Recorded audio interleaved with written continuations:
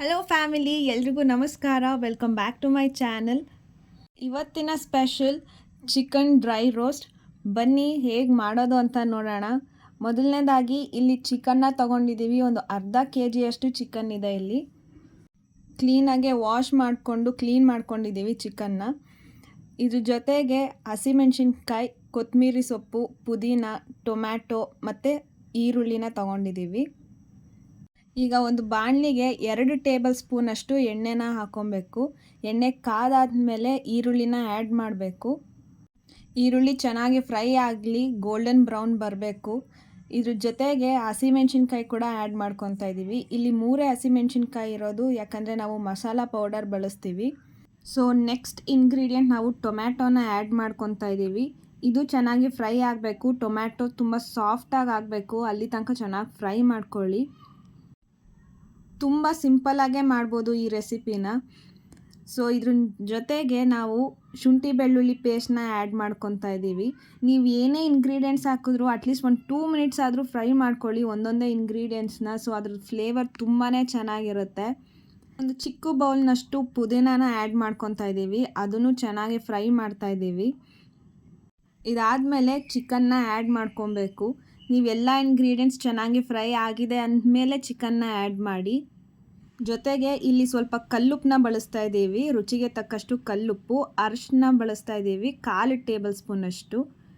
ಈಗ ಒಂದು 2 ನಿಮಿಷ ಅಷ್ಟು ಫ್ರೈ ಮಾಡಿ ನಾವು ಹಾಕಿರುವಂಥ ಎಲ್ಲ ಇಂಗ್ರೀಡಿಯೆಂಟ್ಸ್ ಚಿಕನ್ಗೆ ಹಿಡಿಬೇಕು. ಸೊ 2 ನಿಮಿಷ ಫ್ರೈ ಮಾಡಿ. ಫ್ರೈ ಮಾಡಾದಮೇಲೆ ಹಾಗೆ ಒಂದು ಸ್ವಲ್ಪ ಲಿಡ್ನ ಕ್ಲೋಸ್ ಮಾಡಿ ಅದನ್ನು ಬೇಯೋಕ್ಕೆ ಬಿಡಿ. ಚಿಕನ್ನಲ್ಲಿರೋಂಥ ನೀರಿನ ಅಂಶ ಏನಿದೆ ಅದು ಹೊರಗೆ ಬರಬೇಕು. ನೋಡಿ, ನಿಮಗೆ ತೋರಿಸ್ತಾ ಇದ್ದೀವಿ. ಈ ರೀತಿ ಚಿಕನ್ನಲ್ಲಿರೋಂಥ ನೀರಿನ ಅಂಶ ಹೊರಗೆ ಬಂದಾದಮೇಲೆ ಒಂದು ಚಿಕ್ಕ ಗ್ಲಾಸಿನಷ್ಟು ನೀರನ್ನ ಆ್ಯಡ್ ಮಾಡ್ಕೊತಾ ಇದ್ದೀವಿ ಚಿಕನ್ ಬೇಯೋಕ್ಕೋಸ್ಕರ. ತುಂಬಾ ಸಿಂಪಲ್ ಇಂಗ್ರೀಡಿಯೆಂಟ್, ತುಂಬ ಕ್ವಿಕ್ಕಾಗಿ ಮಾಡ್ಬೋದು ಆ್ಯಂಡ್ ಟೇಸ್ಟ್ ಅಲ್ಟಿಮೇಟಾಗಿರುತ್ತೆ. ಸೊ ಮೇನ್ ಇಂಗ್ರೀಡಿಯೆಂಟ್ ಇದು masala powder, chicken masala powder. Of course ಮನೇಲೇ ಮಾಡಿರೋಂಥದ್ದು. ನಾವು ಆಲ್ಮೋಸ್ಟ್ ಎಲ್ಲ ಮಸಾಲ ಪೌಡರ್ ಕೂಡ ಮನೇಲೇ ಮಾಡ್ಕೊತೀವಿ. ಆ್ಯಂಡ್ ಎಸ್, ನಾನು ಓಪನ್ನಾಗಿ ಹೇಳ್ತೀನಿ, ಡಿಶ್ ಕಲರ್ ಸ್ವಲ್ಪ ಕಮ್ಮಿನೇ ಇರುತ್ತೆ. ಬಿಕಾಸ್ ನಾವು ಯಾವುದೇ ಪೌಡರ್ನ ಹೊರಗಡೆಯಿಂದ ತಂದು ಪ್ಯಾಕ್ಡ್ ಆಗಿರೋ ಪೌಡರ್ನ ಬಳಸೋದಿಲ್ಲ. ಎಲ್ಲ ನ್ಯಾಚುರಲ್ ಇಂಗ್ರೀಡಿಯೆಂಟ್ಸೇ ಬಳಸ್ತೀವಿ ಆ್ಯಂಡ್ ಎಲ್ಲ ಫ್ರೆಶ್ ಆಗಿರುತ್ತೆ. ಯಾವುದೇ ಆರ್ಟಿಫಿಷಿಯಲ್ ಕಲರ್ಸ್ನ ಯೂಸ್ ಮಾಡೋದಿಲ್ಲ. ಬಟ್ ಟೇಸ್ಟ್ ಮಾತ್ರ ಅಲ್ಟಿಮೇಟಾಗಿರುತ್ತೆ. ಟ್ರೈ ಮಾಡಿದ್ರೇ ಅಲ್ವಾ ಗೊತ್ತಾಗೋದು. ಸೊ ಒಂದ್ಸಲಿ ಟ್ರೈ ಮಾಡಿ. ನಾವಿಲ್ಲಿ 2 ಟೇಬಲ್ ಸ್ಪೂನಷ್ಟು ಮಸಾಲ ಪೌಡರ್ನ ಹಾಕ್ಕೊಂಡಿದ್ದೀವಿ. ಜೊತೆಗೆ ಕೊತ್ತಂಬರಿ ಸೊಪ್ಪನ್ನ ಕೂಡ ಆ್ಯಡ್ ಮಾಡಿದ್ದೀವಿ. ಇದು ಚೆನ್ನಾಗಿ ಬೇಯಬೇಕು ಚಿಕನ್ ಹಾಕಿರುವಂಥ ನೀರಲ್ಲೇ.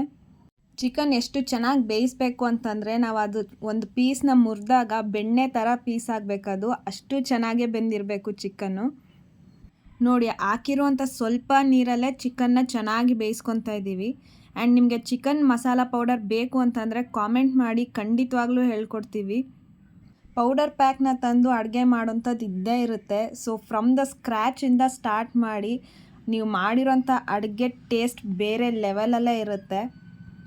ನೋಡಿ, ಚಿಕನ್ ಡ್ರೈ ರೋಸ್ಟ್ ಕಂಪ್ಲೀಟಾಗಿ ರೆಡಿ ಆಗಿದೆ. ಇದು ಡ್ರೈ ರೋಸ್ಟ್ ಆಗಿರೋದ್ರಿಂದ ನಾವು ಕಂಪ್ಲೀಟಾಗಿ ಡ್ರೈ ಮಾಡ್ಕೊತಾ ಇದ್ದೀವಿ. ಸೊ ಒಂದ್ಸಲಿ ಟ್ರೈ ಮಾಡಿ, ಹೇಗಿತ್ತು ಅಂತ ಕಾಮೆಂಟ್ ಮಾಡಿ. ಇಷ್ಟ ಆದರೆ ಲೈಕ್ ಮಾಡಿ. ದಯವಿಟ್ಟು ವಿಡಿಯೋನ ಸಬ್ಸ್ಕ್ರೈಬ್ ಮಾಡ್ಕೊಂಡು ನೋಡಿ. ಮತ್ತೆ ನೆಕ್ಸ್ಟ್ ವಿಡಿಯೋದಲ್ಲಿ ಸಿಗ್ತೀನಿ. Thank you for watching.